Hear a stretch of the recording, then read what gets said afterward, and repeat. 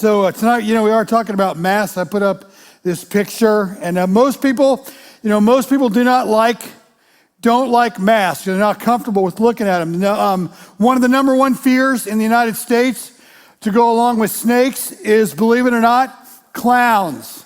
Most people that are afraid of clowns when they're little kids remain afraid of clowns when they're adults. Stephen DeFur, who's one of the pastors here, has a significant, serious fear of clowns. And so he went to Hilton Head for vacation a couple years ago, and I told him to go to this ice cream place on the south end of the island. It's called Hilton Head Ice Cream. So you go in there, and there is one of those trays, in the ceiling, and on those trays, they have these really odd looking, like, clown dolls. And I mean, he started texting me right away. He didn't even notice the ice cream. He was terrified of those clown faces. And it's kind of like, why is that? What is it about that?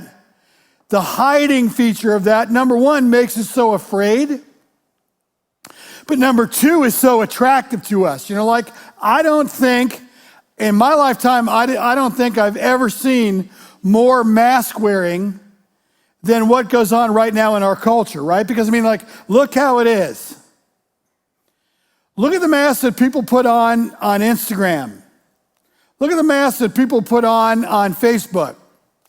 Look at the masks that people put on, in any kind of social media like that, where you're trying to go, I want you to see me the way I want you to see me, right? Not what's really happening to me, but the way I want you to perceive of me. We do that. We wear a mask when we're dating. We wear masks when we're at work. We wear masks all the time, but yet we have this fear of them. When I worked in New Orleans during Mardi Gras Day, the big day of the most parades, everyone is out there wearing masks. At least everybody on the parades is. And the way it works, which ought to be a clue for us, is that people, after all the big parades, they go and they have these gigantic balls, these formal dinner dances, right? So everybody's all dressed up, but they leave their masks on. And the first time they take them off is at midnight, and a priest will come in and have a mass at midnight, which is the beginning of Ash Wednesday, at like the end of this big dinner dance. And at midnight, when he starts the mass, everyone takes their mask off. And isn't it interesting that the way that that's put together, people begin to show themselves when Jesus begins to show up in the room, right? People begin to show themselves when Jesus begins to show up in the room. And we're going to talk about people that Jesus hung out with and the way that their masks, some of their masks came off, some of them did not. Like in that room within that ballroom, when I was there, sure, people had on 4 and 5 different masks. They just weren't the obvious ones.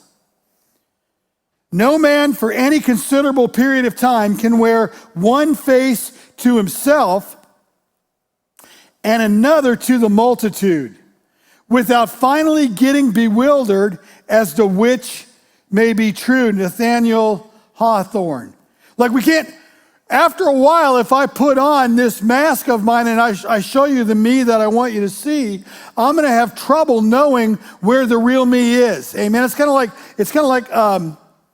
someone taught me once that probably the most successful entrepreneurs in the world are women and men that on the reg tell somebody that they're afraid of what is about to happen next, or they're afraid of the possibility and the experience of what it's going to be like when they fail, if that happens.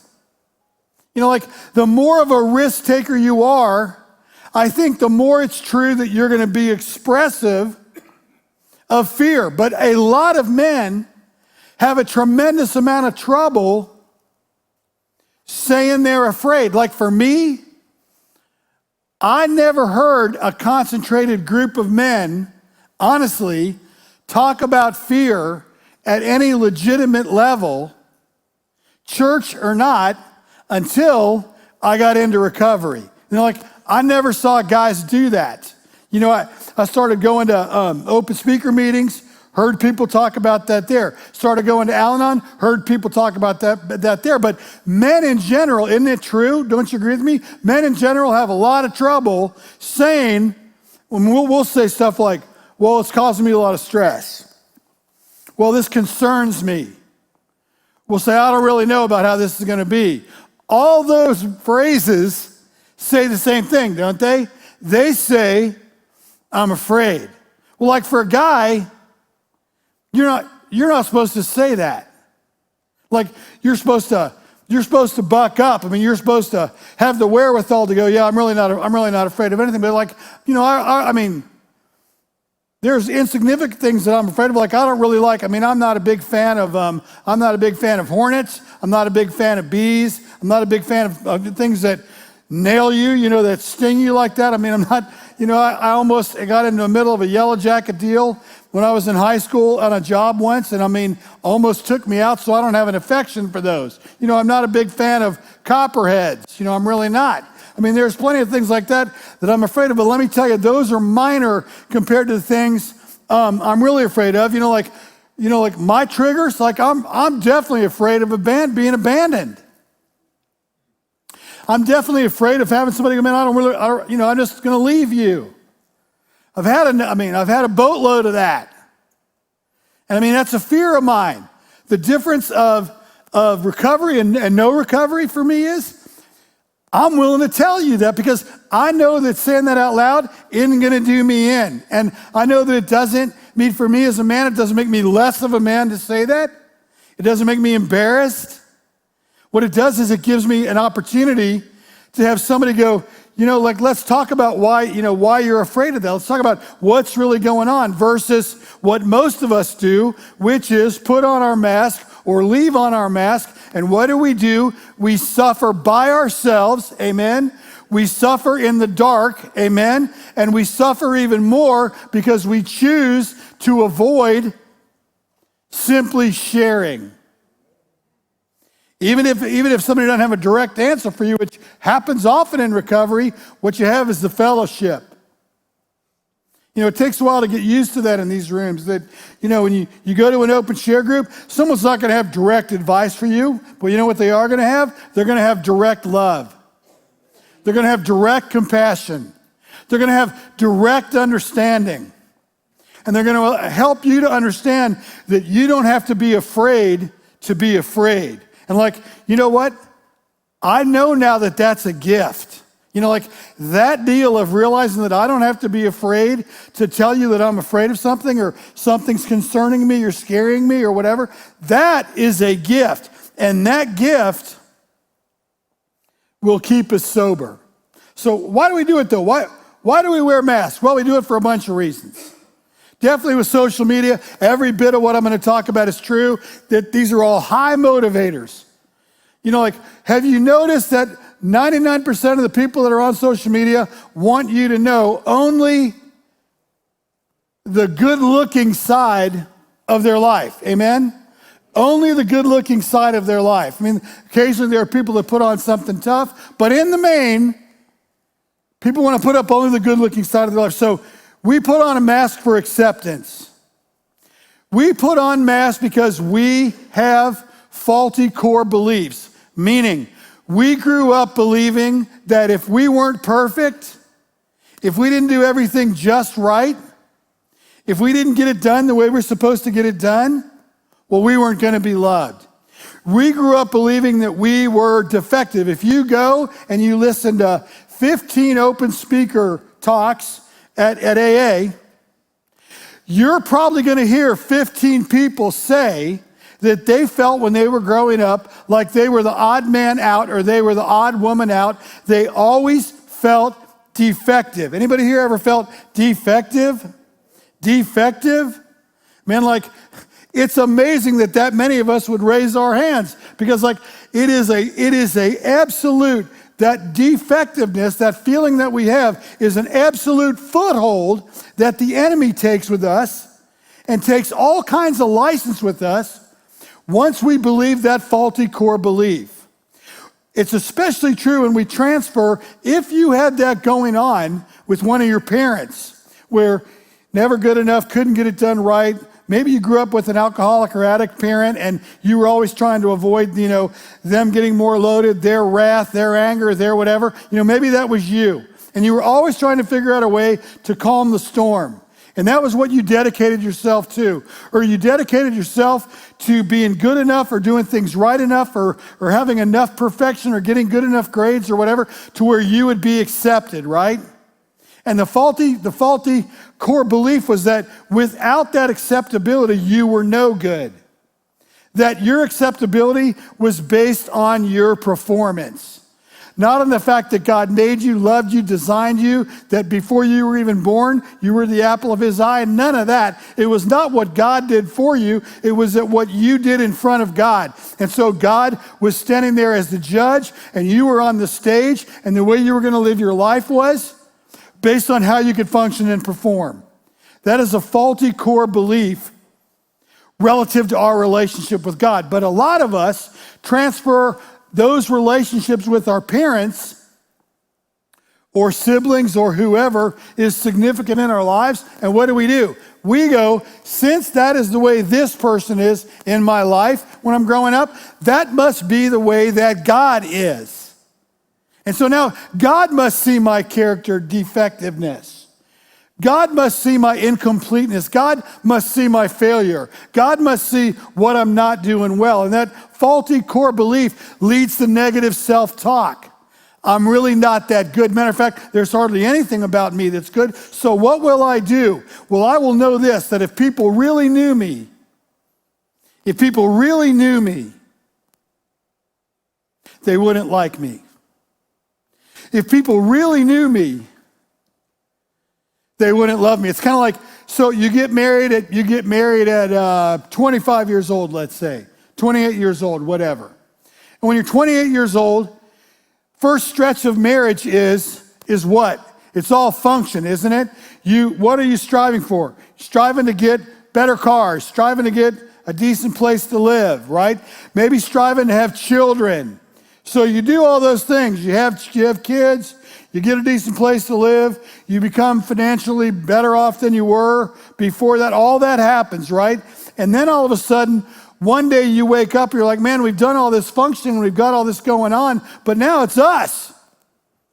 Like now our energy's not going to go to that anymore. It's going to go to our marriage. And like, as a man, I don't feel worthy of her. I don't feel like I deserve her.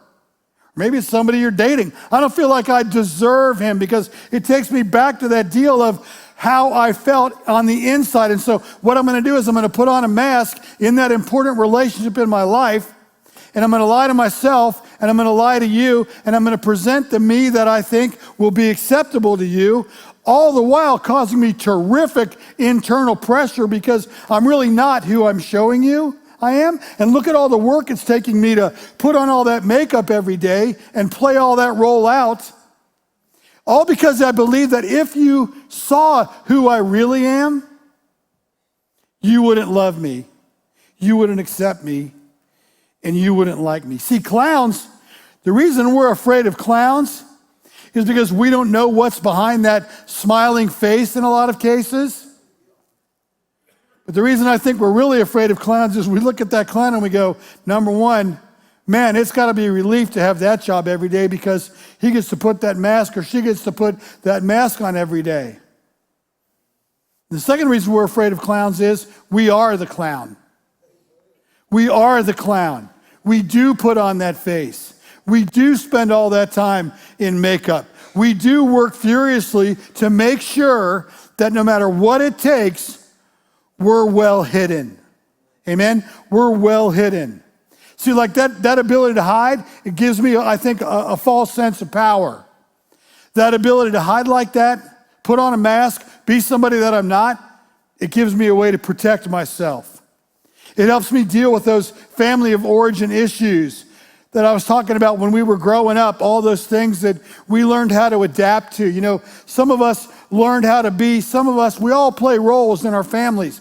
Some of us learned how to be the golden child, even though that really wasn't what we wanted to do. We were going to be the kid that got the straight A's. We were going to be the black sheep kid because we got quickly identified as that, and we didn't know how to get out of the role, so we took it on. Maybe I was going to be the negotiator. We all put on masks in our families to be able to fit in, right? We all do that. We have a fear of ourselves. We have, I don't know how else to explain it except to say that one of the things that being afraid causes inside of you is it causes the reality that you are not an island. That the only way you're going to deal with your fear is to come to terms with the fact that you're not an island. You're not going to be able to solve it by yourself. You're not going to be able to do it by yourself. It's all the stuff we were talking about 2 weeks or last week, step 1. You're not an island. We have a fear of ourselves. What's going to happen if somebody finds out who I really am? We have a fear of being unworthy, unlikable, unlovable, different, broken. That's us. We can all make the case for why we put on the mask. Can't we? We can all make the case. It's like the other day somebody called me up. These people in my family, like they're telling me they think I'm an alcoholic. He goes, I think they just really don't like me. They just want me out of their lives. I'm like, well, God, man, they got 50 million other ways to get you out of their lives. I mean, they don't got to use that. Why do you think they're saying that? Why do you? He goes. I'm like, well, I think they're saying that because it's probably true. I mean, I think the deal is when your family is telling you something like that, it's probably legit. Especially if you got multiple people saying that, unless you got you collected a whole slew of unbelievably judgmental people, and put them all together in a room and they all became your family, which I guess is possible. But the question I told him is, and he goes, well, my family, they are very judgy, they're this, they're that. I'm like, so let's establish all that. Let's say you have the worst family in America. Let's say they're all brats. Let's say they're all just mean-spirited, argumentative, judgmental, critical, hypercritical people. Now, that's them. What about you? Well, what about me? I'm like, well, if we took them all out and put them on Mars, would you be better instantly? I was looking at him like, I swear to God, don't say yes. Don't say yes. He didn't say anything. But it's like, what do we think is going to happen when we get honest? What do we think is going to happen when we get honest? Most people go into treatment. Most people go into recovery believing that the success would equal me being able to hang on to my mask and continue to wear it every day and fool everybody else around me. Amen? Welcome to Why People Relapse on the 29th day. Because I'm going to leave that freaking mask on, and no one's really going to know what's happening to me. And I'm not going to share that with another man. I'm not going to share what's going on with me with another woman. I'm not going to share it in group. I'm not going to tell anybody anything, and I'm going to hold to myself, and my broken heart is going to remain my broken heart, and that's the way we're going to do it. And on the 29th day, I'm going to get even sicker. How do I get the mask off? Here's a good quote. Being open and honest about our struggles and our pains is a gift. It is a gift to God because it gives God room to operate in our lives. Now, I want to stop there because you don't have to love God and you don't have to trust God, and you don't even have to believe in God to allow God room to work in your life on the off chance that God is actually going to prove himself through Jesus to be worthy.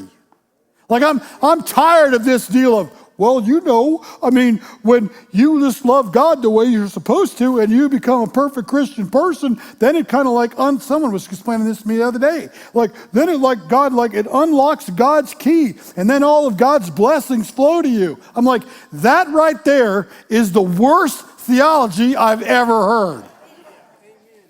Let me just ask you, did Jesus pay any less attention to the other thief on the cross who wasn't going along with what he was saying? No. Did Jesus offer him the freedom of the gospel? He did. Did Jesus consistently offer people the good news of freedom in the gospel that were outright rejecting him? He did. That wasn't because he got it wrong. That wasn't because his judgment was bad. That's because that's the way the heart of Jesus works. And so your honesty and my honesty allows room for God to go to work, for Jesus to go to work. Some of God's best work is with broken people. Not only that, it is actually, now get this, guys aren't going to like this. It is actually our weakness that drives us to prayer in the first place. Weakness is a blessing, not a curse. Because weakness brings us to our knees and gives us room for God to go to work in our lives. If I'm willing, and if I take my mask off, and if I begin to show you who Mark Beebe is, Jesus is going to show me compassion. And Jesus is going to show me mercy, despite whether I trust him or not. He's going to show me compassion. He's going to show me mercy. And he's going to show me freedom. And see, when Jesus walks up to me, if I still have my mask on, here's the way he's going to do it. He's not going to rip it off like you see in the movies, when the good guys get the bad guy and the bad guy's mask, right? What's the first thing they do? They get him on the ground, right? They cuff him or whatever they're going to do, and they rip their mask off. Well, Jesus is going to walk up to me, and he's going to ask me, do you think it would be okay if at least for a little while, maybe even for a minute, you would allow me the honor to take off your mask and see the beauty of your brokenness and the beauty of who you really are. See, like Jesus always asks, he doesn't pull. He asked the rich young ruler, this guy that comes to Jesus, what do I got to do to be able to experience heaven? He asked the rich young ruler, says, listen, if you're willing to take off your mask, if you're willing to give up the stuff that's making you secure tonight, I can set you free. Will you do it? The rich young ruler said no. He asked Judas if he would take off his mask. This guy that decided he just didn't know what to do with Jesus. And really, Judas sells himself out. Judas says no. He asked this guy, Peter, he'd been following around for years, would you just show me the real Peter? At first, Peter says no. But later, after Jesus is crucified and raised from the dead, he shows up again in Peter's life, again. And he asks him for his mask, again. And this time, Peter says yes. The woman at the well, Jesus meets this woman and begins to tell her entire story, show her life. And he asks her for her mask. She says yes. There was one guy that was hanging by Jesus on the cross who was a murderer. He said yes. The other guy said no. This guy, Paul, who we talked about that, just went through a complete transformation in Jesus. He said yes. But see, here's the thing. With Jesus, what you're going to do with your mask is always a choice, and the choice is always going to be yours. Unfailing love and truth have met together. Righteousness and peace have kissed. Truth springs up from the earth, and righteousness smiles down from heaven. Yes, the Lord pours down his blessings. Man, what is it going to be tonight? You going to leave yours on? And take it off. We're going to open up this space in front of me for an altar. It's a good question for tonight, isn't it? What are you going to do with your mask? Going to keep wearing it? Going to keep hanging on to it? Or do you want to be set free? This altar is open. Thank you so much. In Jesus' sweet name, amen.